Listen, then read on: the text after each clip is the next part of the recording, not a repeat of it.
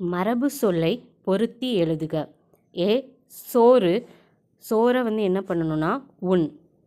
அடுத்தது முறுக்கு, முறுக்கு அப்படின்னா தின். தண்ணீர், அதை வந்து குடி, அது கூட மேட்ச் பண்ணணும். அடுத்தது பால், பாலை எது கூட மேட்ச் பண்ணணும்னா பருகு.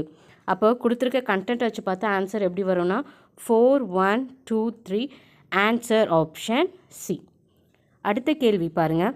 மரபு பிழை இல்லாத தொடர் எது அப்படின்னு கேட்டிருக்காங்க. ஓகேவா? ஸோ ஏல பாருங்கள், கோழி கூவும் அப்படின்னு கொடுத்துருக்காங்க. பட் கோழி விடுற சவுண்டை நம்ம என்னன்னு சொல்லணும்னா கோழி கொக்கரிக்கும். அப்போ இது வந்து தவறு. பி பாருங்கள், சேவல் கொக்கரிக்கும் அப்படின்னு சொல்லியிருக்காங்க. பட் சேவல் விடுற சவுண்டை வந்து கூவும் அப்படின்னு சொல்லணும். சேவல் கூவும். அப்போ பியும் தவறானது. அடுத்தது பாருங்கள், நாய் கத்தும் அப்படின்னு சொல்லியிருக்காங்க. பட் நாய் வந்து குரைக்கும். அப்போ இதுவும் தவறானது. டி பாருங்கள், காகம் கரையும். இது வந்து சரி. அப்போ நம்மளோட ஆன்சர் வந்து ஆப்ஷன் டி, காகம் கரையும். தேங்க்யூ.